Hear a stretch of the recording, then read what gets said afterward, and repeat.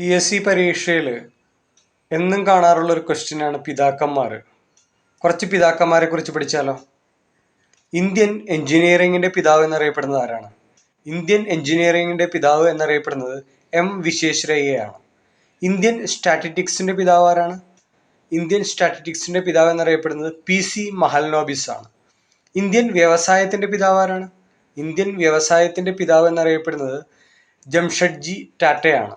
Indian സാമ്പത്തിക ശാസ്ത്രത്തിന്റെ പിതാവ് ആരാണ്? ഇന്ത്യൻ സാമ്പത്തിക ശാസ്ത്രത്തിന്റെ പിതാവ് എന്നറിയപ്പെടുന്നത് ദാദാബായ് നവറോജിയാണ്. ദാദാബായ് നവറോജി. ഇന്ത്യൻ സിനിമയുടെ പിതാവ് എന്നറിയപ്പെടുന്നത് ആരാണ്? ഇന്ത്യൻ സിനിമയുടെ പിതാവ് എന്നറിയപ്പെടുന്നത് ദാദാ സാഹിബ് ഫാൽക്കെയാണ്. ദാദാ സാഹിബ് ഫാൽക്കെ. ഇന്ത്യൻ നവോത്ഥാനത്തിന്റെ പിതാവ് രാജാറാം മോഹൻ റോയ് ആണ്. രാജാറാം മോഹൻ റോയ്.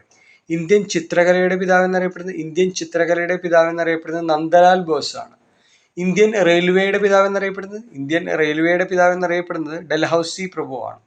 ഇന്ത്യൻ ധവള വിപ്ലവത്തിന്റെ പിതാവ് എന്നറിയപ്പെടുന്നത് വർഗീസ് കുര്യൻ ആണ്. ഇന്ത്യൻ ഹരിത വിപ്ലവത്തിന്റെ പിതാവ് ആരാണ്? ഇന്ത്യൻ ഹരിത വിപ്ലവത്തിന്റെ പിതാവ് MS സ്വാമിനാഥൻ ആണ്.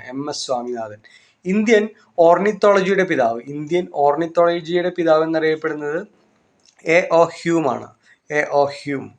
ഇന്ത്യൻ ആറ്റം ബോംബിന്റെ പിതാവ് എന്നറിയപ്പെടുന്നത് രാജാ രാമണ്ണ. ഇന്ത്യൻ ആണവശാസ്ത്രത്തിന്റെ പിതാവ് എന്നറിയപ്പെടുന്നത് HJ ബാബ, ഹോമി ജഹാംഗീർ ബാബ. ഇത്രയും